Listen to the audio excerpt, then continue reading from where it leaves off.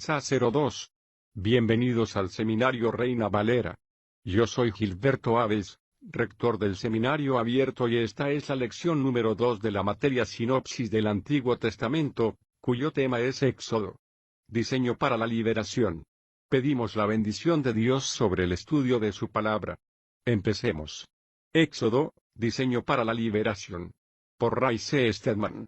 El Antiguo Testamento ha sido especialmente diseñado por Dios para hacer que las grandes verdades del Nuevo Testamento lleguen como algo vivo hasta nosotros. Necesitamos que esto suceda en nuestra experiencia cristiana porque muchas de las enseñanzas son sencillamente conocimiento académico, en lo que a nosotros respecta, hasta que cobran vida cuando las vemos interpretadas en las dramáticas presentaciones del Antiguo Testamento. Esto es especialmente cierto en lo que se refiere a los primeros 5 o 6 libros del Antiguo Testamento, porque en ellos Dios establece el modelo que sirve de fundamento a sus obras. En una visión panorámica de las Escrituras, los primeros 6 libros, del Génesis a Josué, trazan el modelo del que se vale Dios para obrar en la vida humana.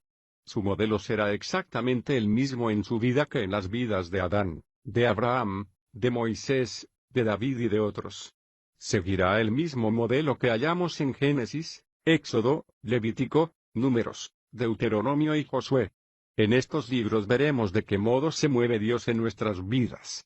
Por lo tanto, al estudiar estos libros es necesario relacionarlos brevemente unos con otros. Génesis es el libro que revela la necesidad que tiene la humanidad y trata acerca del hombre, su creación, su pecado, el nuevo mundo que aparece después del diluvio, el lento viaje del hombre a través del tiempo, vacilando ante Dios. Abraham, Isaac, Jacob y José, 4 hombres que siguieron a Dios, ponen de manifiesto la necesidad que tienen los hombres de la justificación, de tener una relación como hijos, de la santificación y de la glorificación. Pero lo que es más importante todavía, el Génesis termina con las palabras en un ataúd en Egipto. Todo cuanto podemos decir acerca del hombre una vez que se ha dicho todo lo que hay por decir, es que vive en el ámbito de la muerte. Pero el Éxodo es todo acerca de Dios. El Éxodo es la respuesta de Dios ante la necesidad del hombre y la manera en que ha suplido la solución para el pecado del hombre. Comienza de inmediato con la actividad de Dios y durante todo el curso del libro se ve a Dios obrando con poder. Por lo tanto, el libro viene a ser una imagen de la redención, de la actividad de Dios por redimir al hombre en su necesidad, en su pecado, en su degradación y en su desgracia. Como tal, es una maravillosa imagen que contiene unas lecciones tremendamente instructivas para nosotros acerca de lo que significa la redención, es decir, de lo que ha hecho y está haciendo Dios en nuestras vidas, así como de lo que pretende hacer con nosotros y los pasos que va a dar. Pero la redención no se completa en este libro, nunca hallaremos la historia entera de la redención en Éxodo. Es preciso seguir con Levítico, Números y Deuteronomio. El cuadro completo aparece al llegar al libro de Josué, donde encontramos a Israel que ha sido llevada a una tierra de triunfo y de victoria sobre sus enemigos, que es una imagen de la experiencia cristiana triunfante y victoriosa. Israel es, por lo tanto, una imagen del pueblo de Dios, de la Iglesia de Dios y de usted como hijo de Dios. Estos libros han sido maravillosamente diseñados por el Espíritu Santo y describen hechos históricos que han sucedido de tal manera, bajo el gobierno absoluto de Dios, que representan para nosotros grandes verdades redentoras. Es por ello que Pablo dice, escribiendo a los Corintios, estas cosas les acontecieron como ejemplos, literalmente, representaciones, y están escritas para nuestra instrucción. 1 Corintios 10:11. Por lo tanto, bueno es hacerles caso. El libro de Éxodo empieza con el nacimiento de un bebé. Queda claro el dedo de Dios desde el principio mismo del libro, porque esta es la historia de un bebé que nació bajo sentencia de muerte, pero cuya vida fue conservada de una manera maravillosa gracias a la intervención de la mano de Dios. Resulta delicadamente irónico, cosa que vale la pena observar y espero que ninguno de ustedes se lo pierda, que Dios en la persona del Espíritu Santo, se mueve de tal manera que, a pesar de la ley del faraón, según la cual había que matar a todos los bebés varones hebreos en Egipto, no solo se salva Moisés, sino que el faraón contrata a la propia madre de Moisés para que cuide del bebé. No cabe duda de que este propósito es una de esas deliciosas expresiones del humor de Dios. Si usted aún no ha descubierto que Dios tiene un sentido del humor, le espera a usted un gran descubrimiento. A lo largo tanto del Antiguo como del Nuevo Testamento se encontrará usted con algunas de estas visiones fugaces y humorísticas. Yo no puedo leer la Biblia sin encontrarme ocasionalmente riéndome a carcajadas ante algunas de las cosas tan inteligentes que hace Dios, por medio de las peripecias irónicas, dándole hábilmente la vuelta a las situaciones, y tal es el caso de la historia de Moisés. Lo interesante de este planteamiento es que cuando Dios quiere hacer algo, casi siempre empieza con un bebé, pero nosotros no. Creemos que los bebés no son muy importantes. Allá por el 1809 el mundo entero estaba ansiosamente esperando noticias de las batallas de Napoleón, que amenazaba con convertirse en un dictador mundial, siendo el Hitler de su época. Napoleón hizo temblar al mundo entero con sus tiránicos deseos y sus impulsos egomaníacos, pero ese mismo año estaban naciendo bebés en los hogares y en las familias del todo el mundo. ¿Y qué bebés? En Inglaterra vinieron al mundo Tennyson, Charles Darwin y Gladstone, que llegaría a convertirse en primer ministro de la Gran Bretaña. Aquí en este país, es decir, en Estados Unidos, en una cabaña de troncos de Kentucky, nació Abraham Lincoln, además de Wendell Holmes y otros hombres que, al hacerse hombres, se convirtieron en gigantes que conmovieron y cambiaron el mundo. Todo ello quiere decir que cuando Dios quiere cambiar la historia, no empieza con una batalla, sino con un bebé. De manera que Dios empezó con este bebé. Moisés creció y fue criado en la corte del faraón, teniendo acceso a todo el conocimiento de los egipcios y siendo educado en la mejor universidad del más grande imperio de aquella época. Fue el hijo adoptivo del rey mismo y disfrutó de todos los privilegios, teniendo todas las ventajas posibles, pero cuando llegó a la mayoría de edad, Dios le habló y se dio cuenta de que habría de convertirse en el libertador de Israel. De modo que se marchó, intentando llevar a cabo su labor, al menos eso creyó, y acabó asesinando a un hombre y teniendo que huir al desierto. Al seguir el curso de su historia, nos encontramos que Moisés se tuvo que marchar de la tierra de Egipto y pastorear ovejas durante 40 años en el desierto. Fue precisamente allí donde Dios le halló y tuvo el extraordinario encuentro con él en la zarza ardiente. Dios le volvió a llamar para que cumpliese con la misión que se le había encomendado originalmente, para la que no estaba ni mucho menos preparado hasta que se enteró de que Dios mismo era todo cuanto precisaba para hacer cualquier cosa en su nombre. Volviendo a la estructura de Éxodo, podrán ustedes entender la historia del libro si recuerdan 4 cosas. Todo el libro gira alrededor de 4 acontecimientos de gran importancia. La primera de ellas es la Pascua. Los capítulos 1 al 14 nos lleva y hallan su punto culminante en este gran acontecimiento. El segundo suceso es el del pueblo de Israel cruzando el Mar Rojo, que se describe en el capítulo 14. El tercer acontecimiento es la entrega de la ley en Sinaí y el cuarto la construcción del tabernáculo en medio del campamento de Israel. Estos 4 sucesos resumen el libro de Éxodo. Los 2 primeros sucesos están íntimamente relacionados y lo mismo sucede con los otros 2. La Pascua y el Mar Rojo son 2 aspectos de una misma verdad, la liberación del pueblo de Israel, que se encontraba esclavo en Egipto. Una imagen de algo muy importante en la experiencia cristiana, lo que llamamos conversión o regeneración, la liberación de una persona de la esclavitud del mundo. Y si quieren ustedes saber lo que hizo Dios al hacerse usted cristiano, estudie la Pascua y el momento en que el pueblo cruzó el Mar Rojo, algo que estudiaremos en un momento.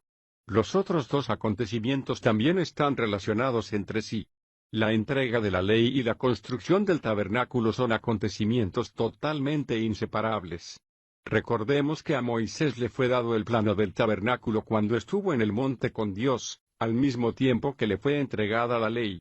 Es preciso que comprendamos por qué estos 2 sucesos, la ley y el tabernáculo, están intrincadamente unidos y en un momento veremos por qué. Pero primero volvamos a la Pascua.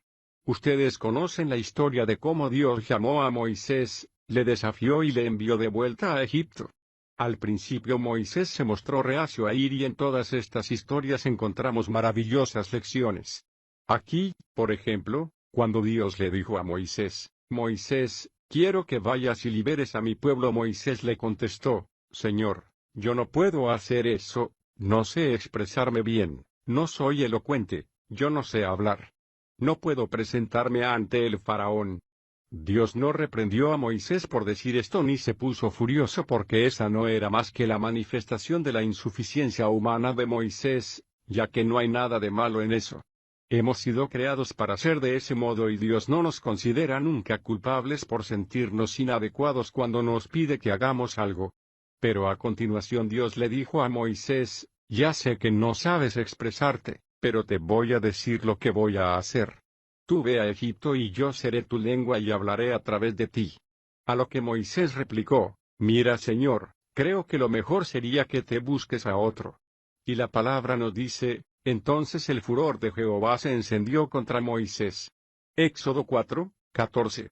La primera vez Moisés estaba diciendo, no puedo hacer una cosa así, no soy más que un hombre y Dios le contestó, sí, ya lo sé. Yo te he creado de ese modo, pero yo lo haré por medio de ti. Pero cuando Moisés le dijo la segunda vez, mira Señor, será mejor que te busques a otro. Lo que estaba diciendo realmente era Señor, no puedo hacer eso y creo que tú tampoco puedes. Cuando Moisés desafió a Dios de este modo, despertó su ira en su contra. Este es un buen punto que recordar cuando Dios nos desafía a que hagamos algo. A Dios no le preocupa nunca que su reacción inicial sea la de echarse atrás, pero una vez que Él le ha recordado a usted que Él va a estar con usted en aquello que le ha pedido que haga y que va a hacer por medio de usted, se echa usted atrás, entonces es cuando ha insultado a Dios y es como si le hubiera dicho, no creo que tú tampoco puedas hacerlo. Entonces Moisés salió y se marchó a Egipto, llevando consigo la vara de Dios e inmediatamente tuvo un conflicto con el faraón.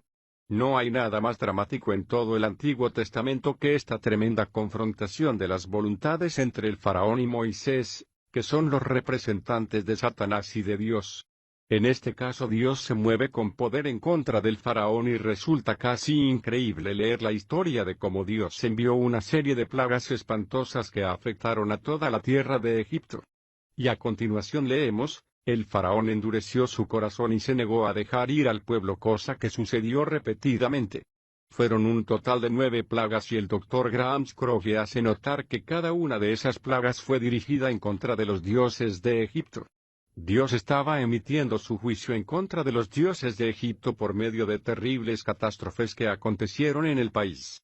Si están ustedes interesados en los aspectos científicos de la situación, les recomiendo que lean un libro fascinante, Mundos en colisión, escrito por el científico ruso Emanuel Velikovsky, que tiene algunas teorías de lo más interesantes sobre por qué se produjeron estas plagas y otros acontecimientos conmovedores en los tiempos de Moisés. No estoy diciendo que todo lo que dice el libro sea cierto, pero sí es un enfoque fascinante acerca de la historia. Veremos al avanzar en el relato que Dios hace que se reúna todo el pueblo. Ha enviado a Moisés a ellos y por fin se consigue vencer la actitud del faraón, cuya voluntad se ve abrumada por el poder de Dios. Consciente, pues, después de la muerte de su primogénito, y deja marchar al pueblo de Israel. Es muy importante que seamos conscientes de que cuando Moisés fue a Egipto, el pueblo de Israel no era una nación, sino que se convirtieron en nación después de haber pasado por el Mar Rojo. Ese es el significado de las palabras que encontramos en Primera de Corintios, todos en Moisés fueron bautizados en la nube y en el mar. Indicador ordinal femenino de Corintios 10:2, en el mar se convirtieron en un cuerpo porque antes no habían sido más que una multitud desorganizada. Después de haber pasado el Mar Rojo salieron como una unidad en Cristo. Este es un precioso reflejo de la verdad que descubre todo cristiano. Antes de hacerse cristiano no es más que una persona luchando y esforzándose por abrirse camino en la vida, pero cuando ha vivido la experiencia de la Pascua, cuando ha visto la sangre del Cordero clavado en una cruz por él, salpicando la cruz con su sangre por él y se ha apoyado en ese hecho, de igual modo que el pueblo de Israel se apoyó en el símbolo de la sangre de un cordero, rociada sobre los dinteles de sus casas la noche de la Pascua y hasta que no ha vivido la experiencia del Mar Rojo, dejando atrás su vida pasada para seguir adelante, para vivir la vida cristiana, Habiendo proclamado su fidelidad a Dios y pasando, de esa manera y de modo simbólico, por las aguas del mar, nunca entenderá completamente que se ha convertido en parte de un cuerpo, del cuerpo de Cristo, y que se ha unido con una unidad viva, con todos los demás cristianos, y esta es una imagen que nos ofrece el libro de Éxodo. La Pascua es una imagen de la cruz de Cristo. Es una historia realmente preciosa. Es la historia de cómo pasó el ángel de la muerte por toda la tierra y murieron todos los primogénitos, todos menos los de los israelitas que, por fe, sencillamente por la fe, tomaron de la sangre de un cordero y la extendieron en los dinteles y en los marcos de sus puertas, y gracias a ello estuvieron perfectamente a salvo en sus casas. Esto nos ofrece una imagen que nos hace ver que el sencillo hecho de la fe en la que descansamos y el saber que Jesucristo ha muerto ha dejado solucionada la culpa que teníamos ante Dios, y el ángel de la muerte pasa sobre nosotros. El ángel del juicio no se cruzará nunca en nuestro camino porque nosotros hemos depositado nuestra fe en la sangre del Cordero de Dios, que es una maravillosa verdad. Pero no es esa la historia completa.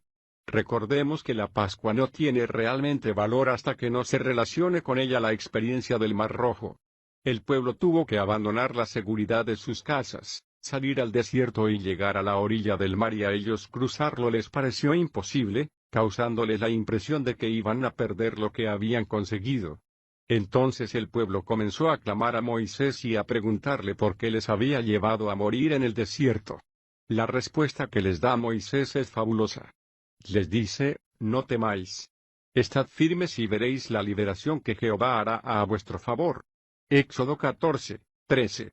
Esta era una exclamación de fe, pero la palabra de Dios se oyó de inmediato diciendo: marchad adelante, no os quedéis ahí parados, no ha llegado el momento de pararos, seguid adelante. Está bien, dijo el pueblo, ¿a dónde? Tenemos las aguas ante nosotros y los egipcios vienen detrás de nosotros. ¿A dónde podemos ir? Y Moisés contestó: no importa, Dios dice que debéis seguir adelante, así que hacedlo. El Señor le había dicho que extendiese su vara sobre el mar, y cuando lo hizo, las aguas se separaron y pudieron pasar a salvo al otro lado, mientras que los egipcios que les venían siguiendo se encontraron atrapados por las gigantescas olas que se precipitaron sobre ellos y se ahogaron en el mar. ¿De qué es figura el Mar Rojo en su vida? Es una figura de la separación del mundo. Egipto se encuentra en esos momentos al otro lado, y una vez que hubieron atravesado el Mar Rojo es cierto que se encontraron en el desierto, pero habían logrado salir de Egipto y un río de muerte había quedado entre ambos lados.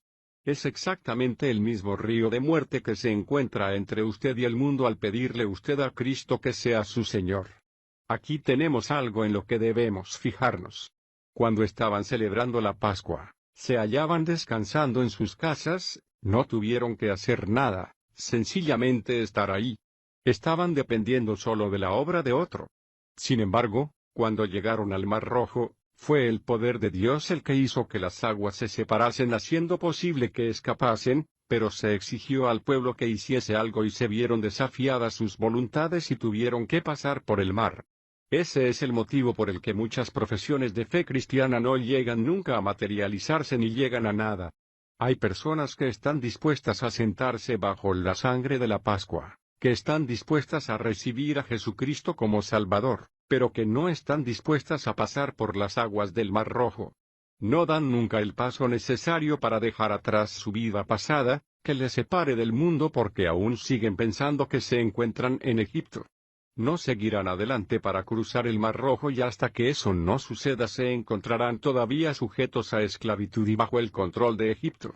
Fijémonos, en el capítulo 15, en el que se nos relata que solo después de haber atravesado el mar pudo Israel prorrumpir en el cántico, y en Egipto no habían cantado, porque había sido una tierra de esclavitud, de sufrimiento, de desgracia, de un interminable trabajo y de continuo peligro. Pero al llegar al desierto y al otro lado de la orilla del Mar Rojo, prorrumpen en un cántico. La verdadera liberación pone un cántico en nuestros corazones. ¿Tiene usted un cántico de liberación? Esta es una norma que observo con frecuencia en la vida actual. No hace mucho vino a verme un joven que estaba luchando con la bebida y evidentemente se había producido una crisis en su vida y deseaba ser libre. De algún modo se había dado cuenta de que había fortaleza en Cristo para librarle. Vino a verme y estuvimos hablando. Inclinó su cabeza y recibió al Señor, pero unas 3 semanas después me llamó por teléfono y me dijo que estaba metido otra vez en el mismo lío. Estaba exactamente igual que antes, así que le pedí que viniese a verme y volvimos a sentarnos a charlar. Le dije, ¿qué te pasó al volver a tu casa hace 3 semanas después de haber dicho que habías recibido al Señor? ¿Hiciste algo al respecto? Me contestó, no, no lo hice. Solo me fui a casa. Entonces le pregunté, ¿qué esperabas que sucediese? Y me contestó, no lo sé. Me limité a irme a casa y supongo que me olvidé del tema. Yo le dije entonces, si hubieras tomado la decisión de establecer una sociedad de negocios, si hubieses decidido que querías un cierto trabajo y para ellos tuvieses que dar algunos pasos, ¿te marcharías a casa y te olvidarías de todo el asunto? Claro que no, me contestó. Empezaría a moverme en esa dirección. Pues bien, le dije, ¿crees que puedes convencerme de que has pedido a Jesucristo que entre en tu vida y que vas a permitir que Él la controle cuando veo que te has ido a casa y te has sentado, te has cruzado de brazos y te has olvidado del tema? Me contestó, supongo que no. Tomar una decisión es una cosa y la decisión hace que el poder de Dios se manifieste en nuestras vidas y nos libera de la culpa del pasado y podemos regocijarnos en ello porque la palabra de Dios es verdad, pero también está la experiencia de atravesar el Mar Rojo, que nos llama a que sigamos adelante y cortemos todos los lazos que nos atan al mundo y a que demos los pasos necesarios para que sea posible que el río del juicio de Dios fluya entre usted y la manera de actuar el mundo. Cuando da usted ese paso, lo que hace es colocarse de modo que Dios more en su interior. Como ve aquí en Éxodo, en el capítulo 15, Dios no toca nunca a su pueblo ni va junto a él hasta que no han pasado por el Mar Rojo. Cuando lo han hecho, entonces Dios mora entre ellos. Annie Johnson Flint escribió un precioso poema que dice, ¿has llegado al Mar Rojo en tu vida? Donde a pesar de todo cuanto puedas hacer, no hay salida posible ni hay modo de volver atrás, y el único camino es a través. ¿Ha llegado usted a ese lugar? Pues precisamente ahí es donde muchos necesitan llegar, porque hasta que no lo hagan, no podrán nunca llegar a conocer la morada de Dios en sus vidas. Al seguir leyendo el capítulo 15, nos encontramos con un cuadro muy interesante. Leemos la historia acerca de las aguas de Mara, el lugar de la amargura, que sigue de inmediato a la del pueblo cruzando el Mar Rojo. A fin de purificar estas aguas, Moisés corta un árbol que el Señor le mostró, lo echó en las aguas y éstas se volvieron dulces. Éxodo 15, 25. En lo que se refiere a la aplicación que tiene esta imagen a nuestras vidas, se darán cuenta de que sucede justo en el lugar apropiado. Lo que nos está diciendo es que la cruz, aquel gran árbol del que estuvo colgado el Señor Jesús, es la respuesta de Dios a la amargura de la vida. Cuando hemos pasado por la Pascua, confiando en su sangre, y cuando hemos atravesado el Mar Rojo, cortando totalmente los lazos que nos unen a las cosas del mundo, descubrimos que la cruz es para siempre la respuesta a toda la amargura producida por el pecado de nuestra vida pasada. La respuesta de Dios a la amargura de la experiencia de la persona es esta experiencia de la cruz, que elimina la desdicha del pasado y todas las frustraciones del presente, endulzando las aguas de nuestra vida. Inmediatamente después de todo esto llegaron al desierto, donde recibieron el maná y donde comenzó a manifestarse el cuidado paternal de Dios. ¿No descubrió usted eso al hacerse cristiano? En cuanto se hizo usted cristiano y dejó completamente atrás su vida anterior, después de haber atravesado el Mar Rojo, ¿no descubrió usted de inmediato el amor y el cuidado paternal de Dios? Él le estuvo cuidando, Él le alimentó y le llevó sobre alas de águila, como lo hizo aquí con estos israelitas, pero, incluso así, el pueblo comenzó a murmurar. Eso es algo que hacemos en demasiadas ocasiones en nuestra vida, quejándonos en contra de Dios, ¿no es cierto? En el capítulo 17 tiene lugar una batalla, la primera batalla con la carne. Esto es siempre algo que pilla completamente por sorpresa a los nuevos creyentes. Una vez que han experimentado la gloria de la Pascua, del Mar Rojo, la poderosa liberación del pecado en sus vidas, el sentido de ese amor paternal al darles el maná y de haber hallado la comunión con Cristo en sus nuevas vidas, descubren que aún tienen una batalla que luchar con la vieja carne. Este puede ser un descubrimiento aplastante, pero ahí lo tenemos. Amalek viene y lucha con Israel, pero Dios le declara una guerra sin fin a Amalek. Éxodo 17:10. Porque la carne desea lo que es contrario al espíritu, y el espíritu lo que es contrario a la carne. Ambos se oponen mutuamente. Gálatas 5:17. No se puede hacer nunca la paz con Amalek. Así que después de examinar la enseñanza típica de este libro llegamos al capítulo 19 acerca del Sinaí, es decir, la ley y el tabernáculo, la tercera y cuarta sección de Éxodo. Unamos estas dos. Como es natural, tenemos en el Sinaí el momento en que se entrega la ley. Pero, ¿en qué consiste la ley? Es sencillamente una imagen de la santidad de Dios, es decir, del carácter de Dios. Permítanme decirlo de otro modo. Es el hecho de que Dios es inmutable, que tiene un carácter inflexible. Por eso es por lo que la ley y la entrega de dicha ley es un tiempo de terror. Porque no hay nada más terrible para los seres humanos que tener que afrontar sin tapujos el hecho de que Dios es completamente inmutable y que nada va a hacerle cambiar. Esto es un maravilloso consuelo para nosotros cuando pensamos acerca de su amor y su gracia, pero nos asusta pensar en su santidad, su ira y su furia. Esto quiere decir que nunca podemos convencerle de nada y nunca le podemos comprar. No podemos conseguir que baje el nivel en modo alguno. La ley es el nivel absoluto e irrevocable de la personalidad de Dios, que es lo que descubrimos cuando nos encontramos con la experiencia del señorío de Cristo, que es totalmente inmutable y que jamás hará que lo que nos exige en nuestra vida sea menos.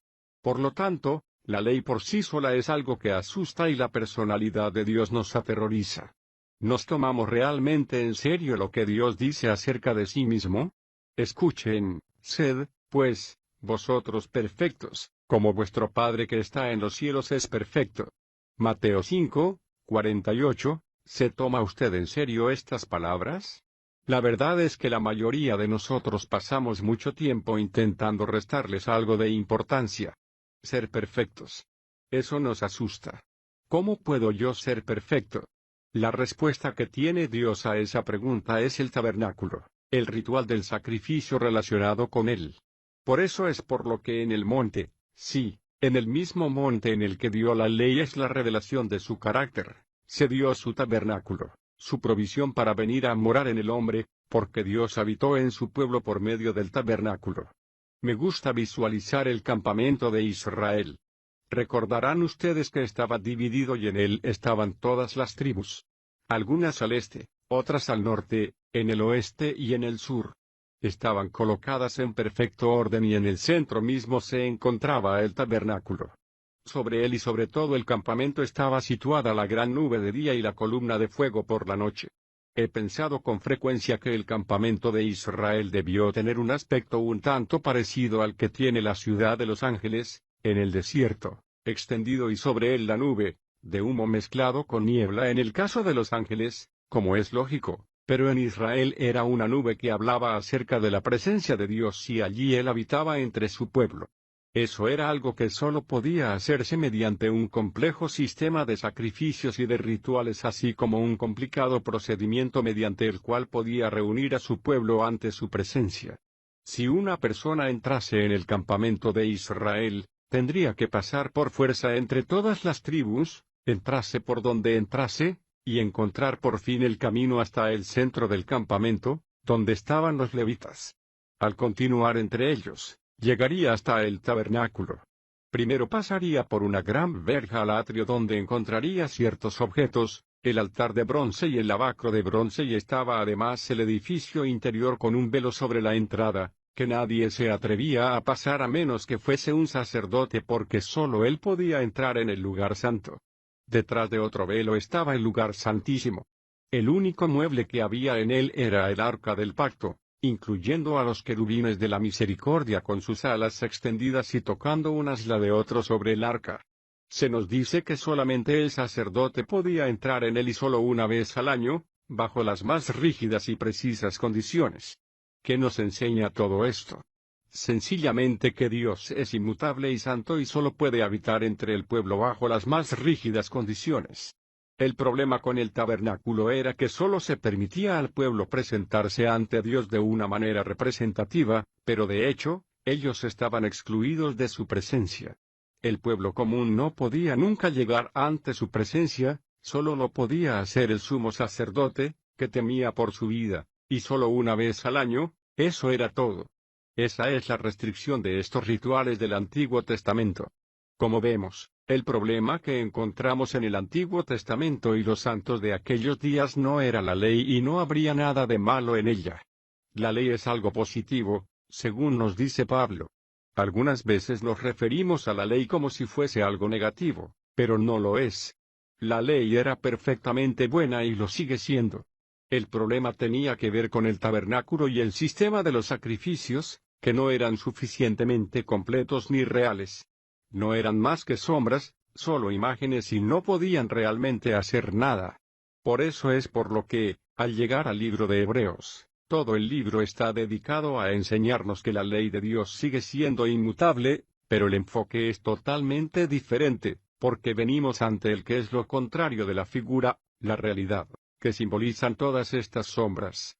En Hebreos leemos, tenemos plena confianza para entrar al lugar santísimo. Hebreos 10:19. Sin el menor temor, porque mediante la sangre de Jesús y gracias a la cruz, Dios ha eliminado todo lo que separa y nos ha acercado a sí mismo.